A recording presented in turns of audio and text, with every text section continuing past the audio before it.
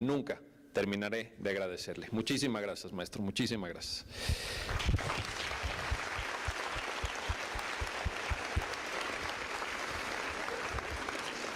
Y bueno, gracias a ustedes que están aquí en una experiencia que en alguna medida resulta novedosa en esta, mi cuarta visita a la FES Aragón, porque antes, en las anteriores, había estudiantes solo de Derecho, creo, y ahora hay de varias carreras, y por eso es que el maestro Salgado tuvo también el tino de elegir un tema que no sea un tema estrictamente jurídico, que no sea un tema solo para abogados, sino que pudiera eventualmente suscitar el interés, suscitar la reflexión y el análisis de gente que está en otros ámbitos del conocimiento, de gente que está en otras carreras, pero que sin duda deben también de interesarse por esta cuestión de la que voy a hablar. Los derechos humanos, que son derechos de todas las personas, independientemente de aquello que estudie cada uno de nosotros, aquello en lo que quiera trabajar, independientemente de nuestra religión, de nuestro origen étnico o nacional, de nuestras preferencias sexuales, de la afiliación política o la ideología que tengamos. La ventaja de los derechos es que son absolutamente para todos. Desde luego es un tema inmenso, es un tema que, pues, de hecho se da en la carrera de Derecho y abarca todo un semestre. Es difícil resumir todos los vericuetos, todas las cuestiones relevantes de derechos humanos en el corto tiempo de una conferencia, pero intentaré subrayar los aspectos que me parecen más importantes, los aspectos en los cuales, como ciudadanos y como simplemente personas que habitamos en un país como México que tiene tantos problemas, creo que deberíamos saber. Y lo primero que quiero plantear es esto. Fíjense, hubo, porque ya falleció, un gran teórico de la Universidad de Harvard, el autor del libro más importante sobre la reflexión alrededor de la justicia de todo el siglo XX, que se llamó en vida John Rawls. John Rawls escribió un libro fantástico que se llama Teoría de la Justicia, y ahí hizo en uno de los capítulos del libro hizo una aportación que pasó a la historia. Se llama el velo de la ignorancia, así lo llamó, el velo de la ignorancia, y consiste en hacernos esta pregunta.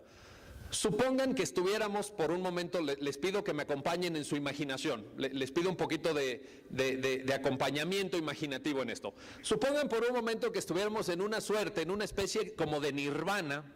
Estamos en el cielo discutiendo, analizando en un auditorio como este, platicando, y no sabemos ni en qué fecha, ni en qué lugar vamos a nacer. Nos puede tocar una especie de lotería y podemos nacer en Irán, o podemos nacer en Afganistán, o podemos nacer en Argentina, o podemos nacer en la colonia Doctores de la Ciudad de México, o en Nueva York. No sabemos. Estamos ahí viendo, ¿no? Oye, ¿a ti dónde te va a tocar? No, pues a mí me mandaron a Egipto. Oye, ¿a ti dónde te va a tocar? No, pues a mí me mandaron a la Patagonia, ¿verdad? Bueno, pues ni modo. La pregunta es esta, dice John Rawls en Teoría de la Justicia. ¿Qué derechos mínimos, así, el mínimo común compartido por todos los seres humanos deberíamos de tener? Y esta es una gran pregunta porque nos pone ante el umbral a partir del cual nosotros podemos vivir vidas dignas. Nosotros podemos desarrollarnos como personas en todo el potencial que cada uno de nosotros tiene. Y no caer en aquello que un gran sociólogo polaco que dio muchos años clase en Inglaterra, Zygmunt Bauman, recientemente fallecido este mismo año, llamaba las vidas desperdiciadas. ¿Cuál es la diferencia entre una vida desperdiciada y una vida plena? Una vida que valga la pena vivir. Yo creo que la respuesta es disfrutar de los derechos humanos, porque si nosotros no estamos protegidos por esos derechos, si esos derechos se nos pueden violar impunemente, va a ser muy difícil que llevemos a cabo nuestros planes de vida. Va a ser muy difícil que nos realicemos en aquello que cada uno quiera. Por ejemplo, necesitamos estar protegidos frente a la discriminación. ¿Es importante estar protegidos frente a la discriminación o no? ¿Qué opinan? ¿Qué pasaría si en el examen de admisión, sea a las prepas de la UNAM, sea a la propia FES Aragón? Imagínense ustedes que en la convocatoria se dijera: pueden presentar el examen todas aquellas personas que midan más de 1,70. No queremos chaparros en la UNAM. ¿Se imaginan? ¿Sería un escándalo, sí o no? ¿No se sentirían ustedes ultrajados en su dignidad? Digo, los que midan más de 1.70 a lo mejor, oye, está padre. Está padre, qué bueno. Súbanle a 1.73, diría por ahí alguien, ¿verdad? Pero si se fijan, sería un requisito profundamente discriminatorio. O que dijeran, por ejemplo, en la UNAM no permitimos que entren en el salón las personas homosexuales. A ver, ¿quién es homosexual aquí? ¡Para afuera!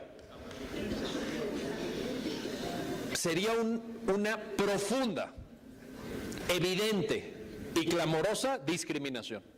Y eso no lo podemos permitir. Y no lo podemos permitir porque atenta contra lo más importante de un ser humano, que es su dignidad, la posibilidad de realizarse. Porque aquí, en este recinto universitario, como en todos los recintos universitarios y en general en todo el espacio público del país, tenemos que proveer a lo necesario para que no se discrimine a nadie. La discriminación es uno de los grandes males de este país. Es una discriminación sistémica, es una discriminación estructural la que padecemos. Y es el germen de la violencia que sufre este país, de la violencia contra las mujeres, de la violencia contra las personas que pertenecen a pueblos y comunidades indígenas, de la violencia contra las personas pobres, que la sufren más que las personas de clases altas o clases económicamente acomodadas, por supuesto. La violencia contra los migrantes, me voy a referir a esto más adelante con detalle. La violencia contra las personas con discapacidad. ¿Cuál es el germen de esa violencia? La violación de sus derechos humanos, empezando por el derecho a no ser discriminado. Pero ¿qué pasa con otros derechos? Ustedes están en una edad muy bonita de la vida. ¿Qué envidia nos dan? A quienes ya pasamos por esa edad, nos dan muchísima envidia. Quisiéramos estar jóvenes, energéticos, con tanto por descubrir y por tanto por ver cómo tienen ustedes un horizonte vital por delante. Pero también estoy seguro que estarán en el umbral de la etapa de la vida en donde tomarán importantes decisiones. ¿Se imaginan que no tuvieran ustedes la libertad de elegir con quién casarse? ¿Les parece importante esa libertad o no? ¿Qué tal que yo dijera, no, el maestro Salgado dijera, a ver, esta compañera de aquí de playera verde, a mí se me hace, tiene cara como que se tiene que casar con el señor que está aquí de chamarra blanca, porque yo creo que así más o menos harían buena pareja. A ver, obligatorio que se casen. Saliendo de aquí, el maestro Salgado va a oficiar un rito y van a salir casados. ¿Les gustaría que alguien tomara esa decisión por ustedes? Sí, dice. A mí consíganme novia.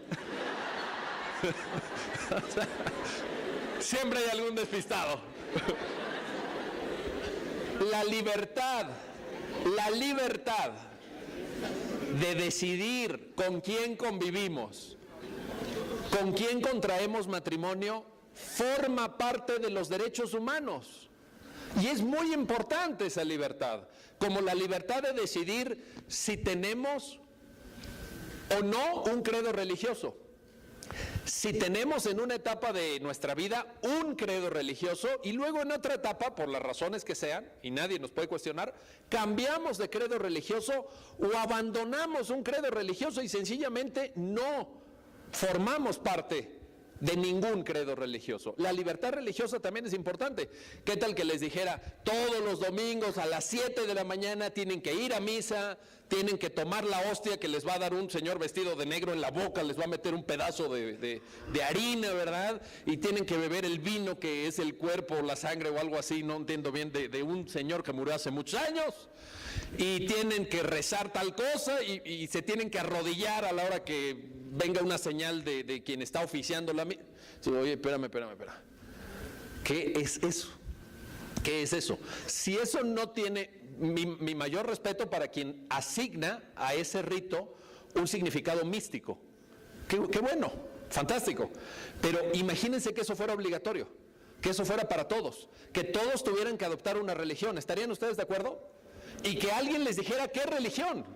Es más, en la primera Constitución de México, en la Constitución de 1814, se establecía que la religión católica, apostólica y romana era la única permitida en este país. Y que quien no practicara esa religión, cometía el delito de apostasía y herejía y perdía, oigan esto, su carácter de ciudadano mexicano.